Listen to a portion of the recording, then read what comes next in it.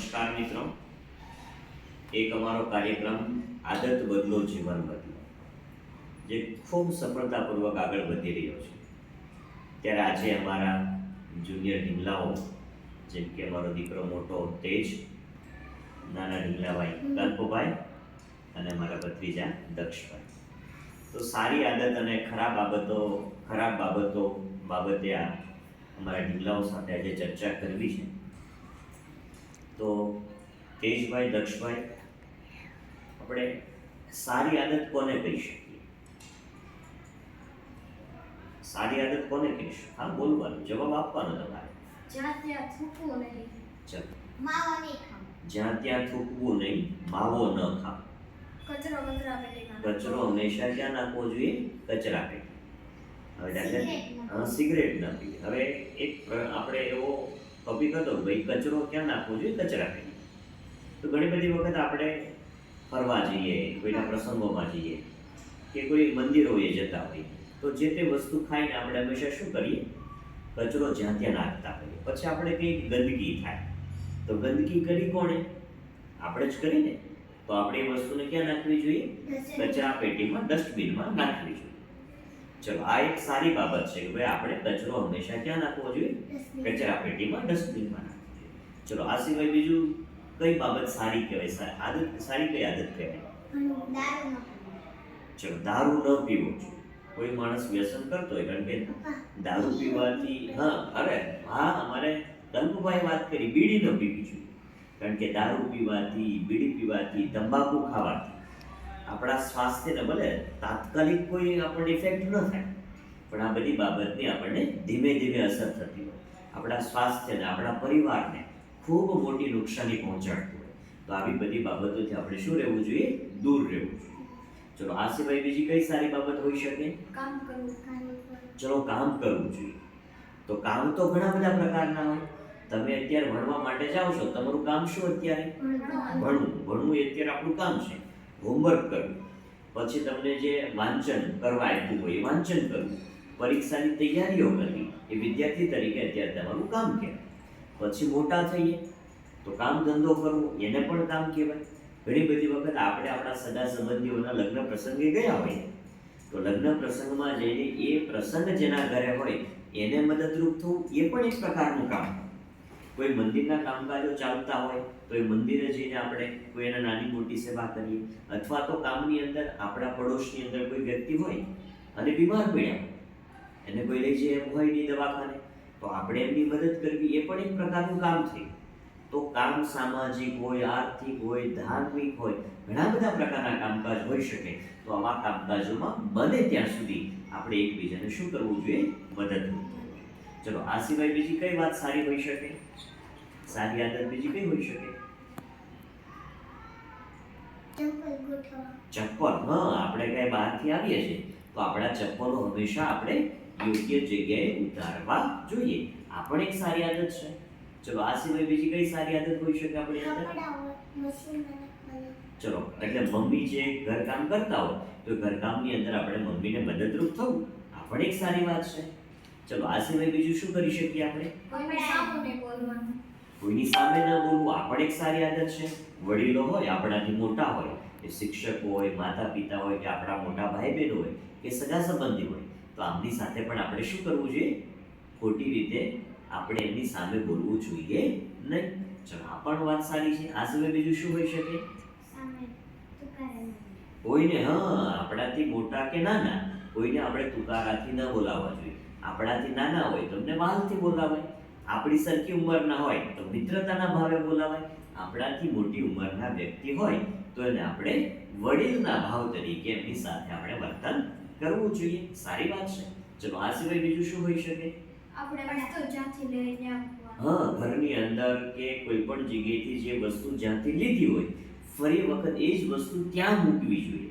એવું શા માટે? દાખલા તરીકે તમે વસ્તુ લઈને નીકળી ગયા, તમારી જરૂરિયાત પૂરી થઈ ગઈ, પણ એ વસ્તુ તમે બીજી જગ્યાએ મૂકી દીધી. પણ બની શકે કે ઘરના અન્ય સભ્યોને ખબર ન હોય કે આ વસ્તુ ક્યાં મૂકવાની, તો ફરી એ ગોતણમાં ચડી જાય, દોડાદોડી થઈ જાય. એના કરતાં જ્યાં લઈએ ત્યાં જ મૂકવાની, જેથી કરીને બધાને ખબર કે આ વસ્તુ તો અહીંયાથી જ આપણને મળશે. ચલો, આ સિવાય બીજું શું હોઈ શકે? લાઈટ ચાલુ હોય, આમ કે યસ, ઘરની અંદર લાઇટ, વીજળી, પંખા કે ટ્યુબલાઇટ બિનજરૂરી શરૂ હોય તો આપણે એને બંધ કરવા જોઈએ. જરૂર હોય એટલા જ માત્રાની અંદર છે આપણે વીજળીનો વપરાશ કરવો જોઈએ. બાકી એ બધું આપણે જરૂર ન હોય તો બંધ રાખવું જોઈએ. ચલો આ સિવાય આપણે બીજું શું કરી શકીએ? કપડા લેવા જવું પડે. મમ્મીને હેલ્પ કરવા. હાલો કલ્પભાઈ આપણને કહેશે. બોલો કલ્પભાઈ. ડીશ આપણે મૂકવાની વાર આવે. યસ, આપણે જમી લીધું હોય જેના પછી આપણે આપણી ડીશને વાસણ ધોવાની જગ્યાએ મૂકવી જોઈએ. વાહ ભાઈ વાહ.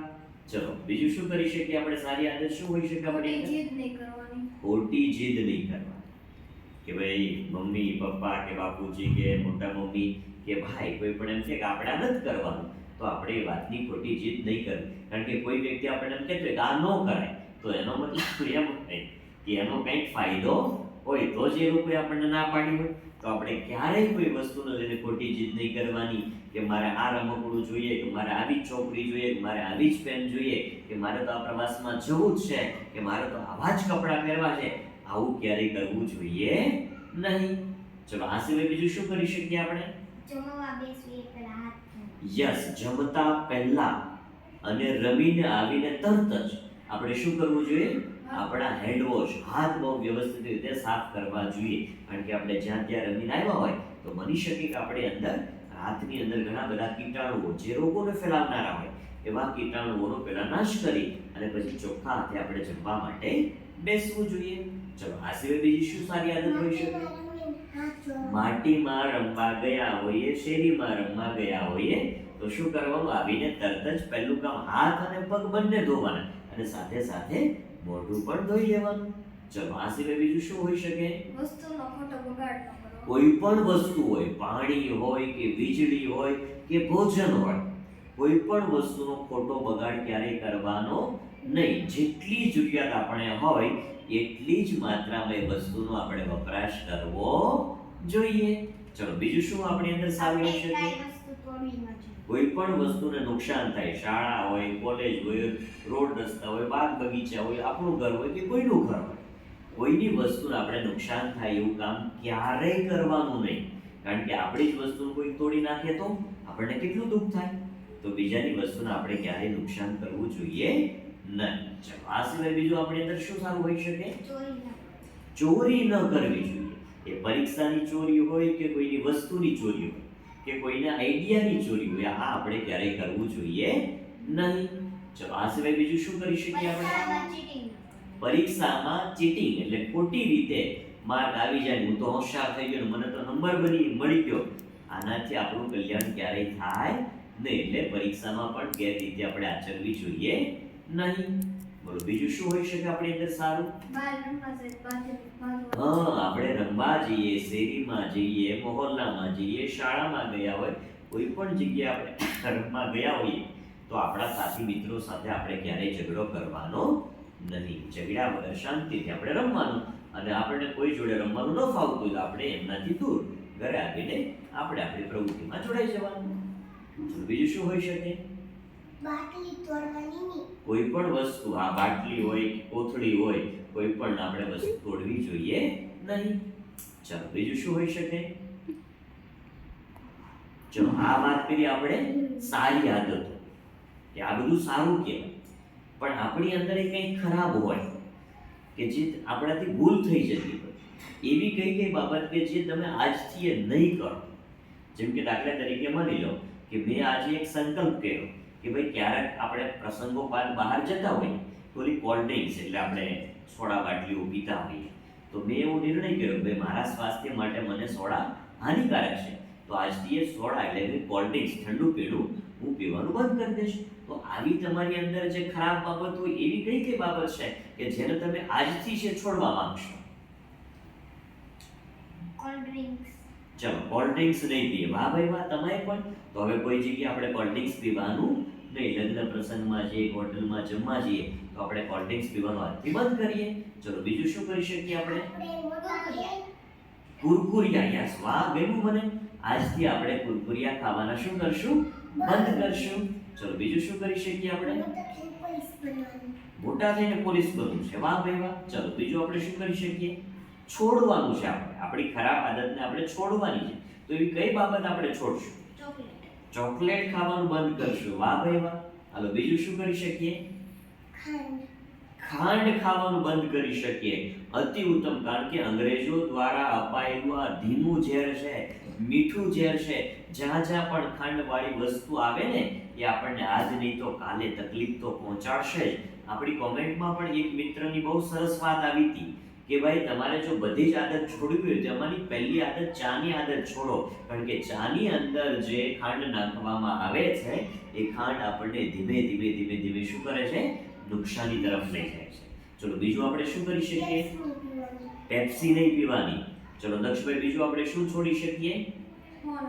ફોન ઓછો જોવાનો. અરે વાહ, મને ખૂબ ગમ્યું. આપણે ફોન જે જોઈએ છે આજથી આપણે ફોન જોવાનું શું કરશું? ઓછું કરશું. માની લો કે આપણો નિયમ છે કેટલો જોવાનો? 1 કલાક જોવાનો નિયમ છે ને આખા દિવસમાં. તો એ નિયમને આપણે ઘટાડીને કેટલો કરીએ? અડધી કલાક જ કોઈ પણ કામ માટે તમારે ફોનને લેવાનો. જો લેવો હોય તો, કોઈ નિયમ નથી લેવાનો જ, નો લ્યો તો અતિ ઉત્તમ. બહુ સારી વાત છે. ચલો આ સિવાય બીજું શું છોડી શકીએ? ગુસ્સો. કોને કોને આવે છે ગુસ્સો? રમતા રમતા આનો આંગળી ઊંચી કરો. કોને કોને ગુસ્સો આવે છે? તેજભાઈને. તો તેજભાઈ આજથી ગુસ્સો કરવાનું ઓછું કરશો? હા, જો મોઢા આગળ હાથ આડા રાખી રાખીને એમ કે હું ગુસ્સો નહીં કરું. તો ગુસ્સો આજથી શું કરવાનો? બંધ કરવાનો. અને બીજું સૌથી મોટું શું કરવાનું ખબર? ભાઈઓ વચ્ચે ક્યારેય ઝઘડો નહીં કરવાનો. કારણ કે ભાઈઓ એ તો આપણી મોટી તાકાત કહેવાય. દુનિયા આપણને તોડવાની, હરાવવાની, પછાડવાની કોશિશ કરશે, પણ આપણે ભાઈઓએ બધા કેવા રહેવાનું? એક થઈને રહેવાનું. કેવા થઈને રહેવાનું? એક થઈને રહેવાનું. તો આવી આપણી અંદર જે સારી બાબતો છે એને આપણે વિકસાવવાની કોશિશ કરશું અને આપણી અંદર જે ખરાબ છે એને આપણે શું કરશું? છોડવાનો પ્રયત્ન કરશું. સ્કૂલેથી આવી હાથ પગ મોઢું ધોઈ પેલું લેશન કરી નાખવાનું. વાત સમજાય છે? લેશન થઈ જાય પછી શું કરવાનું? થોડી વાર માટે રમવા પણ જવાનું. દરરોજ ભગવાનને પ્રાર્થના કરવાની. દરરોજ થોડી નાની મોટી વાર્તાઓની ચોપડીઓ પણ વાંચવાની. અગાસી ઉપર ફરવા જવાનું. ત્યાં પેલા જે કુંડાઓ રાખેલા છે આપણા ફૂલ છોડના એને આપણે પાણી પાવાનું. અને ક્યારેક આપણે આપણી આજુબાજુમાં પેલી જે કન્સ્ટ્રક્શનની સાઈડ આવે ને બાંધકામની, તો એમના નાના નાના છોકરા હોય તો આપણે ક્યારેક ઘરેથી આપણે એમને રોટલી કે પછી ક્યારેક આપણી પાસે બિસ્કિટ હોય તો એમને આપવા જવા જોઈએ. આ પણ એક સારું કામ કહેવાય. રેડી? ચલો બધા રેડી? ચલો તાળી પર હાથ રાખો. વાહ ભાઈ વાહ. આજથી આપણે સારી આદતોને વિકસાવશું અને ખરાબ આદતને છોડીશું. આપ સૌને અમારા બધા વતી બોલો રાધે